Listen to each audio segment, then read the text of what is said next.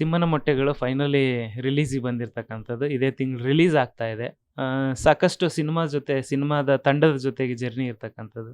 ತಿಮ್ಮನ ಮೊಟ್ಟೆಗಳ ಬಗ್ಗೆ ಏನು ಹೇಳಕ್ಕೆ ಇಷ್ಟಪಡ್ತೀರಿ? ಸೊ ತಿಮ್ಮನ ಮೊಟ್ಟೆಗಳು ಅನ್ನೋದು ನನಗೆ ರಕ್ಷಿತ್ ಡೈರೆಕ್ಟರ್ ಬುಕ್ ಕೊಟ್ಟರು. ಅವ್ರದ್ದು ಬುಕ್ ಬರೆದಿದ್ದಾರೆ, ಕಾಡಿನ ನೆಂಟರು ಅಂತ.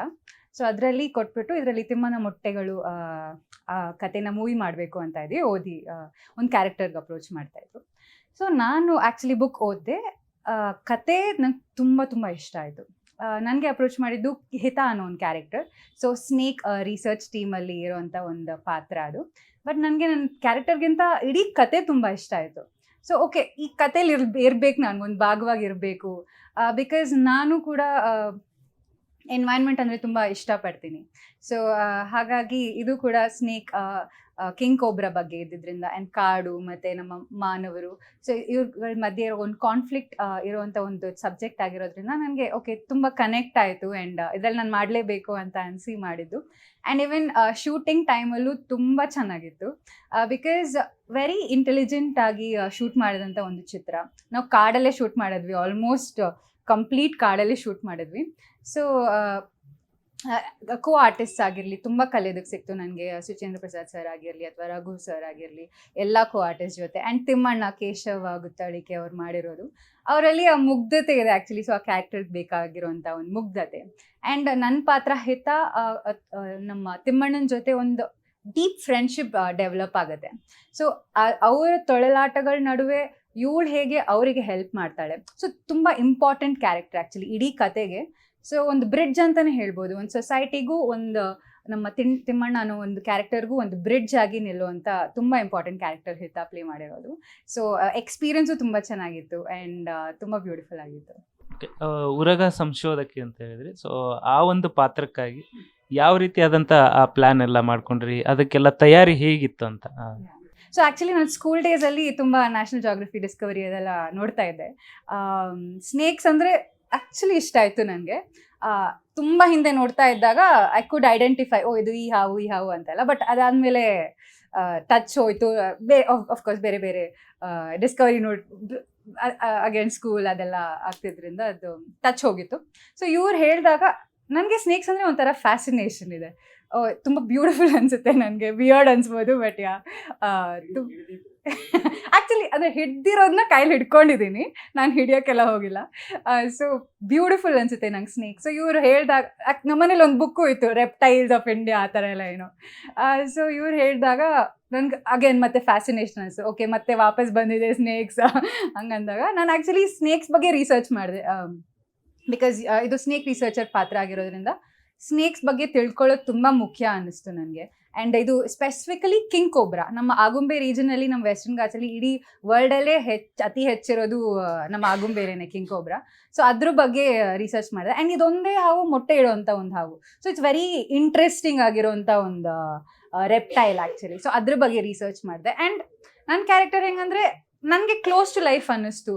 ಲೈಕ್ ಒಂದು ಫ್ಯಾಸಿನೇಷನ್ ಇದೆ ಕಾಡಿನ ಬಗ್ಗೆ, ಆ್ಯಂಡ್ ಹಳ್ಳಿಗಳ ಅಥವಾ ಒಂದು ಅಲ್ಲಿರೋ ಜನರುಗಳ ಬಗ್ಗೆ ಒಂದು ಕ್ಯೂರಿಯಾಸಿಟಿ ಇದೆ, ಒಂದು ಫ್ರೆಂಡ್ಶಿಪ್ ಬೆಳೆಸ್ಕೊಳ್ಳೋಂಥ ಒಂದು ಆ್ಯಟಿಟ್ಯೂಡ್ ಇದೆ. ಸೊ ಅದು ನನ್ನ ಲೈಫ್ಗೆ ಒಂಥರ ಹತ್ತಿರ ಥರನೂ ಅನ್ನಿಸ್ತು ನನಗೆ. ಸೊ ಇಟ್ ವಾಸ್ ಆ ಥರ ಪ್ರಿಪ್ರೇಷನ್. ಎಲ್ರಿಗೂ ಕೂಡ ಭಯ ಅನಿಸುತ್ತೆ ಹಾವು ಅಂದರೆ, ನೀವು ಆ್ಯಕ್ಚುಲಿ ಅದು ಬ್ಯೂಟಿಫುಲ್ಲು ಚೆನ್ನಾಗಿರುತ್ತೆ ಅಂತಂದಿಲ್ಲ. ಸೊ ಹೇಗೆ ಇದೆಲ್ಲ ಅಂತ? ನೋಡೋಕ್ಕೆ ಬ್ಯೂಟಿಫುಲ್ ಆಗಿದೆ, ಹತ್ತಿರ ಇದ್ದರೆ ಓಡೋಗಿರ್ತೀನಿ ಅನಿಸುತ್ತೆ, ಅದು ಗೊತ್ತಿಲ್ಲ ಯಾಕಂದರೆ. ಬಟ್ ಹೆಂಗಂದರೆ ನೋಡೋಕ್ಕೆ ಚೆನ್ನಾಗಿರುತ್ತೆ, ಟಿ ವಿಲಿ ನೋಡೋಕ್ಕೆ ಚೆನ್ನಾಗಿರುತ್ತೆ, ದೂರದಿಂದ ನೋಡೋಕ್ಕೆ ಚೆನ್ನಾಗಿರುತ್ತೆ. ಆ್ಯಂಡ್ ಅದು ಕಚ್ಚಲ್ಲ ಅಂತ ಗೊತ್ತಾದಾಗ ಓಕೆ ಫೈನ್, ಅದನ್ನು ಮುಟ್ಬೋದು. ಕಚ್ಚುತ್ತೆ ಅಂದಾಗ 1 ಕಿಲೋಮೀಟರ್ ದೂರ ಓಡಿರ್ತಾನೇನೋ. ಯಾಕೆ ಹೇಳ್ತಾ ಇದ್ದೀನಿ ಅಂದರೆ, ಲೀಚಸ್ ಗೊತ್ತಲ್ಲ, ಇಂಬ್ಳ ಅಂತೀವಿ ಲೀಚಸ್ಸು, ನಂಗೆ ಅದಂದರೆ ತುಂಬ ಆಗಲ್ಲ. ಸೊ ಶೂಟ್ ಮಾಡಿದ್ದು ಫುಲ್ ಕಾಡಲ್ಲಿ, ಅಲ್ಲಿ ಬರೀ ಲೀಚ್ಗಳೇ. ನನಗೆ ಹೆಂಗಾಗಿತ್ತು ಅಂದರೆ, ಅವರು ಸ್ನೇಕ್ ಸ್ಟಿಕ್ ಕೊಟ್ಟಿದ್ರು ಒಂದು, ಅದರಲ್ಲಿ ಹಾವು ಯಾವುದು ಕಾಣಿಸ್ತಿಲ್ಲ, ಬರೀ. ಆ್ಯಂಡ್ ಬೂಟ್ಸ್ ಇತ್ತು, ಸೊ ಈಸಿಯಾಗಿ ಮೇಲೆ ಹತ್ತು ಬರ್ತಾ ಇರಲಿಲ್ಲ. ನಂದು ಕೆಲಸ ಶಾರ್ಟ್ ಇದ್ದಾಗ ಫುಲ್ ಫೋಕಸ್ಡ್. ಕಟ್ ಅಂದ ತಕ್ಷಣ ಓಕೆ ಎಲ್ಲಿದೆ ಲೀಚಸ್, ಆ ಸ್ನೇಕ್ ಸ್ಟಿಕ್ಕಲ್ಲಿ ಬರೀ ನಾನು ಆ ಲೀಚಸ್ನ ಓಡಿಸ್ತಾ ಇದ್ದೆ. ಮೋಸ್ಟ್ಲಿ ಇಡೀ ಸೆಟ್ಟಲ್ಲಿ ನನಗೊಬ್ಳಿಗೆ ಲೀಚ್ ಹತ್ತಿಲ್ಲ ಅನಿಸುತ್ತೆ, ಅಷ್ಟು ಕೇರ್ಫುಲ್ಲಾಗಿ ನಾನು ಲೀಚ್ಗಳು ಎಲ್ಲೆಲ್ಲಿದೆ ಅಂತ ನೋಡ್ಕೊಂಡಿರ್ತಾ ಇದ್ದೆ. ಸೊ ಓಕೆ, ಈ ತಂಡದ ಜೊತೆಗೆ ಒಂದು ಜರ್ನಿ, ಜೊತೆಗೆ ನಿರ್ದೇಶಕರ ಬಗ್ಗೆ ಏನು ಹೇಳಕ್ಕೆ ಇಷ್ಟಪಡ್ತೀರಾ? ಫಸ್ಟ್ ಟೈಮ್ ನಿಮಗೆ ಕತೆ ಹೇಳಿದಾಗ ಏನು ಅನಿಸುತ್ತೆ, ಹೇಗೆ?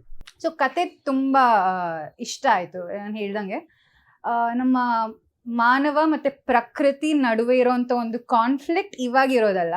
ನಾವು ಯಾವಾಗ ಕಲ್ಟಿವೇಶನ್ ಆಗಲಿ ಏನೋ ಒಂದು ಶುರು ಮಾಡಿದ್ರು ನಮ್ಮ ಹಿಂದೆಯಿಂದ ನೋಡ್ಕೊಂಬಂದ್ರು, ಅದೊಂದು ಕಾನ್ಫ್ಲಿಕ್ಟ್ ಇದ್ದೇ ಇದೆ. ಮುಂಚೆ ಹೆಂಗೆ ಪ್ರಾಣಿಗಳು ಜಾಸ್ತಿ ಇತ್ತು, ಮನುಷ್ಯರು ಕಡಿಮೆ ಇದ್ರು, ಇವಾಗ ಮನುಷ್ಯರು ಜಾಸ್ತಿ ಇದ್ದಾರೆ, ಪ್ರಾಣಿಗಳು ಕಡಿಮೆ ಇದೆ. ಆ್ಯಂಡ್ ಆಫ್ ಕೋರ್ಸ್ ಅದು ಇಂಬ್ಯಾಲೆನ್ಸ್ ಇದ್ದೇ ಇರುತ್ತೆ. ಹಾಗಿದ್ದಾಗ ಅದೊಂದು ತುಂಬ ಇಂಪಾರ್ಟೆಂಟ್ ಟಾಪಿಕ್ ಆಗುತ್ತೆ. ಯಾಕಂದರೆ ನಾವು ಕಾಡುಗಳನ್ನ ಉಳಿಸಿಲ್ಲ ಅಂದರೆ, ಯಾಕಂದರೆ ಇವಾಗ ನಾವೇ ನೋಡ್ತಿರ್ತೀವಿ ವರ್ಷ ವರ್ಷ ಪ್ರಕೃತಿ ನಮ್ಗೆ ವಾಪಸ್ ಕೊಡ್ತಾ ಇರುತ್ತೆ. ಇವಾಗ ನಾವು ಎಷ್ಟು ಸಮುದ್ರದೊಳಗೆ ಪ್ಲಾಸ್ಟಿಕ್ ಹಾಕ್ತೀವೋ ಒಂದೊಂದ್ಸತಿ ಅದೆಲ್ಲ ವಾಪಸ್ ಶೋರಿಗೆ ಬಂದಿರುತ್ತೆ. ಆ್ಯಂಡ್ ಇಟ್ಸ್ ಲೈಕ್ ಪ್ರಕೃತಿಗೆ ನಾವು ಬೀಟ್ ಮಾಡೋಕ್ಕೆ ಸಾಧ್ಯನೇ ಇಲ್ಲ. ಸೊ ಅದೊಂದು ಇಂಪಾರ್ಟೆಂಟ್ ಟಾಪಿಕ್. ಆ ಅರಿವಿಲ್ಲದೆ ನಾವು ಹೇಗೆ ಒಂದು ಸೊಸೈಟಿಯಾಗಿ ಮುಂದೆ ಹೋಗ್ತಾ ಇದ್ದೀವಿ, ಅರಿವಿತ್ಕೊಂಡು ಇಬ್ರು ಒಟ್ಟಿಗೆ ಬದುಕೋದು ಮುಖ್ಯ, ಒಂದು ಬ್ಯಾಲೆನ್ಸ್ ಕಂಡ್ಕೊಳ್ಳೋದು ಮುಖ್ಯ. ಸೊ ಆ ಟಾಪಿಕ್ ಇದ್ದಂಥ ಈ ಕತೆ ನಂಗೆ ತುಂಬ ಇಷ್ಟ ಆಯಿತು. ಆ್ಯಂಡ್ ಹಳ್ಳಿ ಜನರ ಮುಗ್ಧತೆ ಆಗಲಿ ಅಥವಾ ಅವ್ರಿಗೆ ಕಾಡ್ ಮೇಲಿರೋ ಪ್ರೇಮ, ಒಂದು ತಿಮ್ಮಣ್ಣ ಒಂದು ಕ್ಯಾರೆಕ್ಟರ್ ಇದೆ. ಸೊ ಮೇನ್ ಕ್ಯಾರೆಕ್ಟರ್, ಇವಾಗ ನಾವು ಸೊಸೈಟಿಯಲ್ಲಿ ಆಸೆ ದುರಾಸೆ ಏನೇ ಆಗಲಿ ನಮ್ಮ ಕೆಲಸ ಏನೇನೋ ಬದುಕ್ತಾ ಇರ್ತೀವಿ.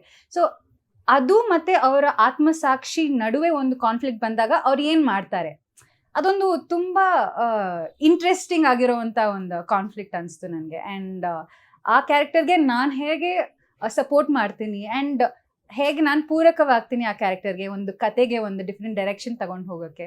ಸೊ ಅದೆಲ್ಲ ನನಗೆ ತುಂಬ ಇಷ್ಟ ಆಯಿತು. ಸೊ ಡೈರೆಕ್ಟರ್ ಬಗ್ಗೆ ಹೇಳಬೇಕಂದ್ರೆ ತುಂಬ ಪ್ಲ್ಯಾನ್ ಮಾಡಿದರು, ತುಂಬ ಪ್ರೀ ಪ್ರೊಡಕ್ಷನ್ ಮಾಡಿದರು. ಆ್ಯಂಡ್ ಅವ್ರಿಗೆ ಗೊತ್ತು ಇಷ್ಟು ಕೊಟ್ಟರೆ ಸಾಕು ಅಥವಾ ಆ ಥರ ಗೈಡ್ ಮಾಡ್ತಾಯಿದ್ರು. ನಾನು ಕೇಳ್ತಾ ಇದ್ದೆ, ಇನ್ನೊಂದು ಸ್ವಲ್ಪ ಮಾಡಲಾ ಅಥವಾ ಇದು ಓಕೆನಾ ಅಂತ. ಇರಲಿಲ್ಲ, ಸಾಕು ಸಾಕು ಆ ಥರ ಹೇಳ್ತಾ ಇದ್ರು.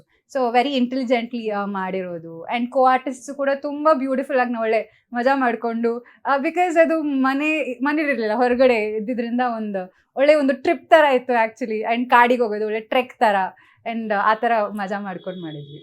ಇವತ್ತಿನ ಈ ಒಂದು ಕಮರ್ಷಿಯಲ್ ಯುಗದಲ್ಲಿ ಈ ಸಿನಿಮಾ ಯಾವ ರೀತಿಯಾಗಿ ಇಂಪ್ಯಾಕ್ಟ್ ಆಗುತ್ತೆ ಅಂತ ಜನರ ಮೇಲೆ, ಈ ಸಿನಿಮಾನ ಯಾಕೆ ನೋಡಬೇಕು? ಓಕೆ, ಸೊ ಕಮರ್ಷಿಯಲ್ ಅಂತ ಹೇಳಂಗೆ ನನ್ಗೆ ಗೊತ್ತಾಗಲ್ಲ. ಬಿಕಾಸ್ ಎಲ್ಲ ಸಿನಿಮಾದಲ್ಲೂ ಒಂದು ಕತೆ ಅಂತ ಇರುತ್ತೆ. ಆ ಕತೆ ಜನರಿಗೆ ಕನೆಕ್ಟ್ ಆಗಬೇಕು ಆ್ಯಂಡ್ ಅದರಲ್ಲಿರೋ ಕ್ಯಾರೆಕ್ಟರ್ ಜನರಿಗೆ ಕನೆಕ್ಟ್ ಆಗಬೇಕು. ಅದರಲ್ಲಿ ಏನೋ ಒಂದು ಇರಬೇಕು, ಒಂದು ಸ್ಟಫ್ ಇರಬೇಕು. ಲೈಕ್ ಹೆಂಗೆ ಹೇಳ್ತಾರೆ ಅಂದರೆ, ಒಂದೊಂದ್ಸತಿ ಮೂವಿ ತುಂಬ ಚೆನ್ನಾಗಿರುತ್ತೆ, ಬಟ್ ಏನೋ ಸರಿ ಹೋಗಿಲ್ಲ, ಏನೋ ಒಂದು ಕನೆಕ್ಟ್ ಆಗಿಲ್ಲ, ಆ ಥರ ಅನಿಸುತ್ತೆ. ಅದಕ್ಕೆ ನನ್ನ ಪ್ರಕಾರ ಒಂದು ಸೋಲ್ ಇರಬೇಕು, ಒಂದು ಅದರಲ್ಲಿ ಏನೋ ಒಂದು ಸ್ಟಫ್ ಇರಬೇಕು. ಸೊ ಆ ಥರ ನೋಡೋದಾದರೆ ಈ ಕಥೆಯಲ್ಲಿ ಅದಿದೆ. ಈ ಒಂದು ಬ್ಯೂಟಿಫುಲ್ ಆಗಿರುವಂಥ ಟಾಪಿಕ್ ಆಗಿರಲಿ ಆ್ಯಂಡ್ ಅದನ್ನು ಜನರಿಗೆ ತಲುಪಿಸುವಂಥ ಬ್ಯೂಟಿಫುಲ್ ಆಗಿರೋ ಕ್ಯಾರೆಕ್ಟರ್ಸ್. ಸೊ ಜನಗಳಿಗೆ ಇದು ಡೆಫಿನೆಟ್ಲಿ ಒಂದು ಕಾಡುವಂಥ ಕತೆ ಆಗುತ್ತೆ. ಆ್ಯಂಡ್ ಇದು ತುಂಬ ಮುಖ್ಯವಾಗಿರೋ ಕತೆ. ಈಗಾಗಲಿ ಅಥವಾ ನೆಕ್ಸ್ಟ್ ಜನ್ರೇಷನ್ಸ್ಗಾಗಲಿ ಇದೊಂದು ಪ್ರಸ್ತುತವಾಗಿರೋ ಟಾಪಿಕ್ಕೇ ಆಗಿರುತ್ತೆ. ಇನ್ನೂ ಹೆಚ್ಚಾಗ್ತಾನೆ ಹೋಗುತ್ತೆ. ಸೊ ಇದೊಂದು ಇಂಪಾರ್ಟೆಂಟ್ ಸ್ಟೋರಿ ಇರುವಂಥ, ಇಂಪಾರ್ಟೆಂಟ್ ಕಾಂಟೆಂಟ್ ಇರುವಂಥ ಕತೆ, ತುಂಬ ಮುಖ್ಯವಾಗಿರೋದು ಅನಿಸುತ್ತೆ. 27ನೇ ತಾರೀಕು ರಿಲೀಸ್ ಆಗ್ತಾ ಇದೆ ಫೈನಲಿ. ಸೊ ಜನರಿಗೆ ಏನು ಹೇಳಕ್ಕೆ ಇಷ್ಟಪಡ್ತೀರಾ ಈ ಮೂಲಕ? ಸೊ ಇದೊಂದು ಬ್ಯೂಟಿಫುಲ್ ಆಗಿರುವಂಥ ಒಂದು ಪ್ರಯತ್ನ. ಆ್ಯಂಡ್ ಜನಗಳು ಏನೇನು ಎಕ್ಸ್ಪೆಕ್ಟ್ ಮಾಡ್ತಾರೆ ಒಂದು ಸಿನಿಮಾದಿಂದ ಆಗಲಿ, ಒಂದು ಎಂಟರ್ಟೈನ್ಮೆಂಟ್ ವಿಷಯ ಆಗಲಿ, ಒಂದು ಕ್ಯಾರೆಕ್ಟರ್ಸ್ ಕನೆಕ್ಟ್ ಆಗೋ ರೀತಿ ಆಗಲಿ, ಅಥವಾ ಒಂದು ಬ್ಯೂಟಿಫುಲ್ ಲೊಕೇಶನ್ಸ್ ಆಗಲಿ, ಒಬ್ಬರೊಬ್ರು ಒಂದೊಂದು ಥರ ಮೂವಿ ನೋಡ್ತಾರೆ. ಆ್ಯಂಡ್ ಹಾಗೆ ಇದರಲ್ಲಿ ಒಂದು ಬ್ಯೂಟಿಫುಲ್ ಆಗಿರುವಂಥ ಫ್ರೆಂಡ್ಶಿಪ್ ಇದೆ, ಫ್ಯಾಮಿಲಿ ಸ್ಟೋರಿ ಇದೆ, ಒಂದು ಎಕ್ಸ್ಪ್ಲೋರೇಷನ್ ಇದೆ. ಸೊ ನನ್ನ ಪ್ರಕಾರ ನೋಡಿದವ್ರು ಯಾರೂ ಇವಾಗ ಯಾರ್ಯಾರು ನೋಡಿದಾರೋ ಅವರೆಲ್ಲ ತುಂಬ ಇಷ್ಟ ಆಗಿದೆ. ಸೊ ಇದು ಇನ್ಫ್ಯಾಕ್ಟ್ ಅಬ್ರಾಡಲ್ಲೂ ಇದನ್ನು ಪ್ರೆಮಿಯರ್ ಮಾಡಿದಾಗ ಅಲ್ಲಿ ನೋಡಿರೋರು ಎಲ್ಲರೂ ತುಂಬ ಇಷ್ಟಪಟ್ಟರು. ಆ್ಯಂಡ್ ಕೋಲ್ಕತ್ತಾ ಫಿಲ್ಮ್ ಫೆಸ್ಟಿವಲ್ ಅಲ್ಲಿ ಪ್ರೆಮಿಯರ್ ಆದಾಗ ಅದು ನೋಡಿದವ್ರು ಎಲ್ಲರೂ ತುಂಬ ಇಷ್ಟಪಟ್ಟರು. ಸೊ ನೋಡಿದವ್ರು ಯಾರಿಗೂ ಇದು ಮೋಸ ಅಂತಾನೆ ಅನ್ನಿಸ್ತಾ ಇಲ್ಲ. ಸೊ ಡೆಫಿನೆಟ್ಲಿ ಎಲ್ರಿಗೂ ಇಷ್ಟ ಆಗುತ್ತೆ. ಆ್ಯಂಡ್ ಥಿಯೇಟ್ರಿಗೆ ಬಂದು ನೋಡೋದು ಐ ನೋ ಇಟ್ಸ್ ದೊಡ್ಡ ವಿಷಯನೇ ಈಗಿನ ಕಾಲದಲ್ಲಿ, ಕನ್ನಡ ಸಿನಿಮಾ ಆಗಲಿ ಅದು ಯಾವುದೇ ಸಿನಿಮಾ ಆಗಲಿ. ಬಿಕಾಸ್ ಒಂದಿಷ್ಟು ಎಫರ್ಟ್ಸ್ ಹೋಗುತ್ತೆ ಒಂದು ಸಿನಿಮಾ ನೋಡೋದಕ್ಕೆ. ಮನೆಯಿಂದ ನಾವು ಇವಾಗ ಇಲ್ಲಿಗೆ ಬರೋದಕ್ಕೇನೆ ಇಷ್ಟು ಟ್ರಾಫಿಕ್ ಇರುತ್ತೆ. ಸೊ ಒಂದು ಸಿನಿಮಾ ನೋಡೋದಕ್ಕೂ ಹಾಗೆ ಎಫರ್ಟ್ಸ್ ಹಾಕಬೇಕಾಗತ್ತೆ. ಆ್ಯಂಡ್ ಆ ಎಫರ್ಟ್ಸ್ ಹಾಕಿದ್ದಕ್ಕೆ ಈ ಸಿನಿಮಾ ನೋಡಿದಾಗ ಎಲ್ಲೂ ಮೋಸ ಆಗಲ್ಲ ಆ್ಯಂಡ್ ಡೆಫಿನೆಟ್ಲಿ ಇಷ್ಟ ಆಗುತ್ತೆ. ಸೊ ದಯವಿಟ್ಟು 27th ಜೂನ್ ಥಿಯೇಟರ್ಗೆ ಬಂದು ತಿಮ್ಮನ ಮೊಟ್ಟೆಗಳನ್ನ ನೋಡಿ.